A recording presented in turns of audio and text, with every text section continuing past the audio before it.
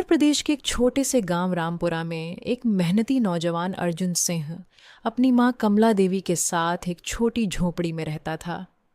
उसके पिता का पहले लकड़ी का छोटा कारोबार था, लेकिन उनके निधन के बाद उसके चाचा रघुनाथ ने धोखे से सब कुछ अपने नाम कर लिया और अर्जुन को घर से निकाल दिया। अब अर्जुन रोज सुबह जंगल जाकर लकड़ी काटता और उसी से अपनी मां का इलाज और घर का खर्च चलाता। जिंदगी मुश्किल थी, लेकिन उसके चेहरे पर हमेशा सादगी और ईमानदारी झलकती थी।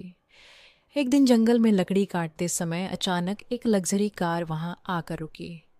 उसमें से उतरी काव्या मेहरा, जो शहर के बड़े उद्योगपति विकास मेहरा की बेटी थी। काव्या अमीर ज़रूर थी, लेकिन अंदर से बहुत अकेली थी। वह सच्चे लोगों को समझने के लिए गांव-गांव घूम रही थी। जब उसकी नज़र अर्जुन पर पड़ी तो वह उसकी मेहनत और सच्चाई से प्रभावित हो गई। उसने अर्जुन से बात की और पूछा, अगर तुम्हें शहर में अच्छा काम मिले तो क्या तुम करोगे? अर्जुन ने जवाब दिया, काम छोटा या बड़ा नहीं होता, बस ईमानदारी ज़रूरी है। यही बात काव्या के दिल को छू गई और वह उसे अपने घर काम के लिए शहर ले आई। शहर पहुंचकर अर्जुन ने पहली बार इतनी बड़ी दुनिया देखी। बंगले की शान और शौकत देखकर वह घबरा गया, लेकिन काव्या ने उसे भरोसा दिलाया।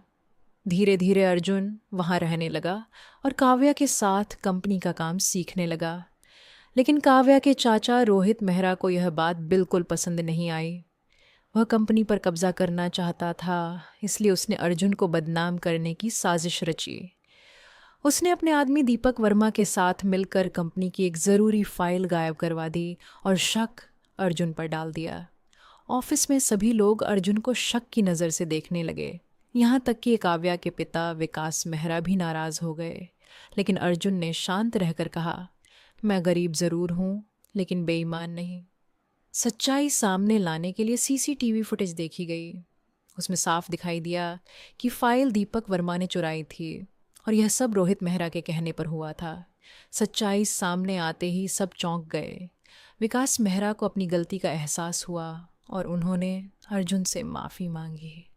उस दिन के बाद अर्जुन की ईमानदारी ने सबका दिल जीत लिया। काव्या का भरोसा उस पर और मजबूत हो गया।